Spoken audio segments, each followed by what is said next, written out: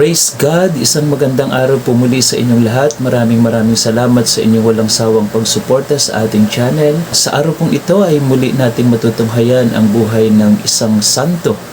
Walang iba kundi si San Pedro Calunsod. Sino nga po ba siya?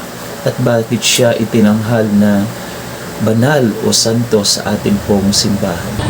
Kung bago lang po kayo sa ating channel, don't forget to like, share, and subscribe.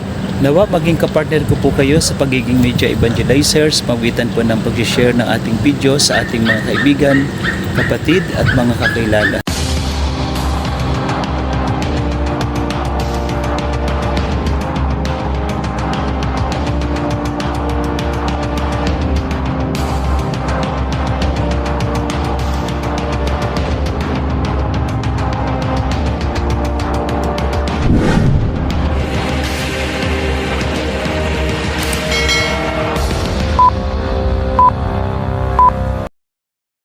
Ang kasaysayan ni San Pedro Calunsod. Si San Pedro Calunsod ay isang kabataang Pilipinong Katoliko na naging martir dahil sa kanyang pananampalataya at pagmamahal sa Diyos. Siya ay isa sa pinakabatang santo ng simbahang Katolika mula sa Pilipinas. Ipinanganak si San Pedro Calunsod noong 1654 sa Visayas. Bagamat hindi tiyak ang eksaktong lugar, maaari sa Ginatilan, Cebu, Hinunangan, Southern Leyte, o Luok, Bohol. Siya ay isang matalino, masipag at relihiyosong kabataan. Tinuruan siya ng mga misyonerong Hiswita sa paaralan kung saan siya ay natutong magbasa, magsulat at maglingkod bilang katikista, tagapagturo ng pananampalataya. Noong siya ay teenager, sinamahan niya ang Padre Diego Luis de San Vitores, isang Hiswitang pari sa Marianas Islands, ngayon ay Guam, upang magmisyon. Tinuruan nila ang mga katutubo tungkol sa pananampalatayang Katoliko at bininyagan ang mga sanggol at matatanda. Noong ikadalawa ng Abril, 1672, nabalitaan ni Padre Juan Vitores at Pedro na may isang batang babae na hindi pa binyagan. Sa kabila ng babala, pinuntahan nila ito at bininyagan ang bata. Ang ama ng bata ay naniniwalang nalason ang kanyang anak dahil sa binyag ay nagalit. Dahil dito, pinatay nila si San Pedro Calunsod at Padre San Vitores. Si Pedro ay tinamaan ng sibat at patalim habang ipinagtatanggol ang pari. Namatay siya sa edad na 17 taong gulang. Ipinahayag siya ni Pope John Paul II bilang beato noong Marso 5 taong 2000. Ipinahayag siyang santo ni Pope Benedict XVI noong ika-21 ng Oktubre 2012 sa Roma. Siya ang ikalawang Pilipinong santo kasunod ni San Lorenzo Ruiz.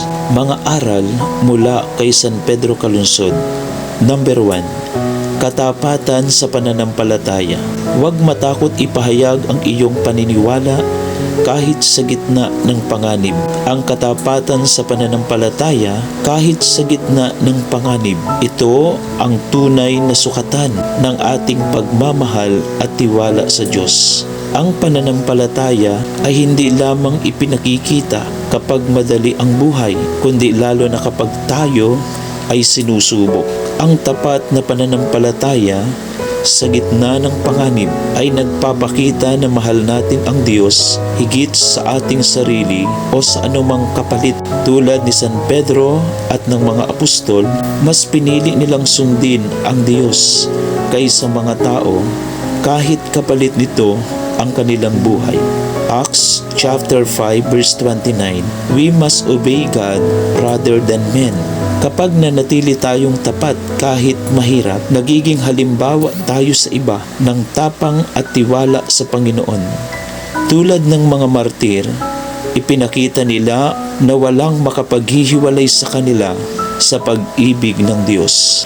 Ipinangako ni Kristo ang gantimpala ng buhay na walang hanggan sa mga nananatiling tapat hanggang sa dulo. Be faithful until death, and I will give you the crown of life.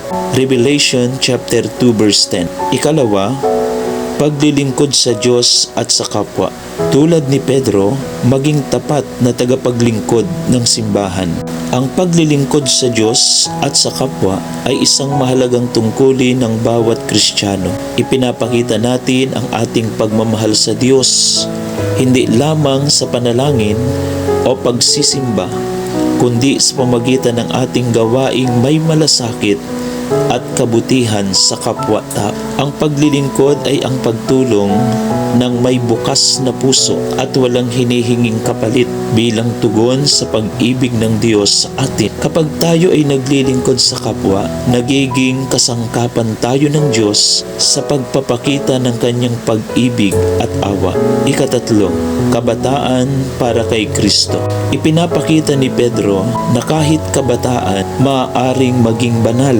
Ang kabataan para kay Kristo ay isang panawagan para sa mga kabataan na isabuhay ang pananampalataya at maging buhay na saksi ng pag-ibig ng Diyos sa mundo. Sa panahon ngayon na puno ng tukso, karahasan at kawalang direksyon, tinatawag ng Diyos ang kabataan upang maging ilaw ng pag-asa at instrumento ng pagbabago. Ang kabataan para kay Kristo ay tumutukoy sa mga kabataang nakatuon ang puso, isip at gawa kay Jesus. Ibig sabihin, sinisikap nilang sundin ang kalooban ng Diyos sa kanilang pag-aaral, pamilya at pakikitungo sa kapwa. Ang simbahan ay naniniwala na ang kabataan ay pag-asa ng simbahan at lipunan.